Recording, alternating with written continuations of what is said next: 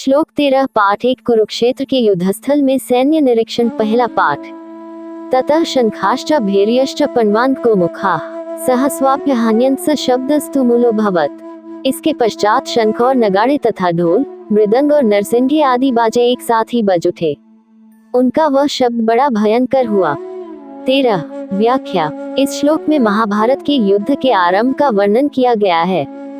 जब दोनों सेनाएं युद्ध के लिए तैयार हो गईं, तब विभिन्न प्रकार के वाद्य यंत्रों को बजाकर युद्ध की घोषणा की गई। इन वाद्यों में शंख, भेरी, एक प्रकार का बड़ा ड्रम, पनव, छोटे नगाड़े, आनक, ढोल और गोमुख सीन से बना वाद्य यंत्र शामिल थे। इन सभी वाद्य यंत्रों की ध्वनि एक साथ मिलकर अत्यंत गंभीर और गूंजने वाली हो गई। ये ध्वनि युद्ध के माहौल को और भी भयावह बना रही थी और दोनों सेनाओं के बीच आने वाले महासंग्राम की चेतावनी दे रही थी। इस श्लोक के माध्यम से ये भी पता चलता है कि युद्ध केवल शारीरिक संघर्ष ही नहीं था, बल्कि इसमें मानसिक और भावनात्मक तैयारी का भी बड़ा महत्व था। युद्ध की तैयारी में बजने वाले इन वाद्यों की ध्वनि ने सैनिकों के मनोबल को ऊंचा उठाने और युद्ध की परिस्थिति को गंभीर बनाने का कार्य किया। ये ध्वनि दोनों पक्षों के सैनिकों को उनके कर्तव्यों और युद्ध के महत्व की याद दिलाने वाली थी। श्लोक 14 पाठ 1 कुरुक्षेत्र के युद्धस्थल में सैन्य निरीक्षण पहला पाठ।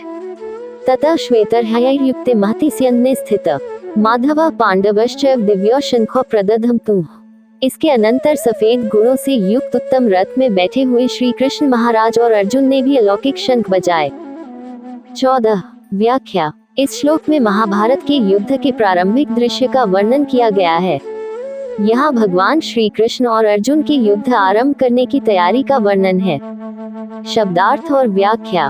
ततः इसके बाद, श्वेतर्हयैर्युक्ते सफेद घोड़ों से जुते हुए, महति स्यन्ने स्थित बड़े रथ में स्थित, माधव भगवान श्री कृष्ण मधु का वध करने वाले, पांडव अर्जुन पांडु के पुत्र, चैव और दिव्य अलौकिक, शंखो शंख, प्रदधम तु बजाए। श्लोक का अर्थ है कि उस समय सफेद घोड़ों से जुड़े हुए एक विशाल रथ में भगवान श्री कृष्ण और अर्जुन खड़े थे। उन्होंने अपने दिव्य शंखों को बजाया। यहाँ पर माधव शब्द भगवान श्री कृष्ण के लिए प्रयोग किया गया है, जो लक्ष्मीपति धन के स्वामी हैं, और पांडव शब्द अर्जुन के लिए प्रयुक्त हुआ है, जो पांडु के पुत्र हैं। इस श्लोक में शंखनाद का वर्णन महत्वपूर्ण है, क्योंकि यह युद्ध के आरंभ का संकेत था। शंख बजाना न केवल शत्रुओं को चुनौती देना था, बल्कि सैनिकों में उत्साह और शक्ति का संचार भी करता था। श्री कृष्ण और अर्जुन द्वारा दिव्य शंखों का बजाना दर्शाता है कि इस युद्ध में दिव्य शक्तियां और आत्मिक उन्नति दोनों महत्वपूर्ण भूमिका निभाएंगी। युद्ध की यह शुरुआत न केवल एक भौतिक संघर्ष थी, बल्कि यह धर्म और अधर्म के बीच के महान संघर्ष का प्रतीक भी थी।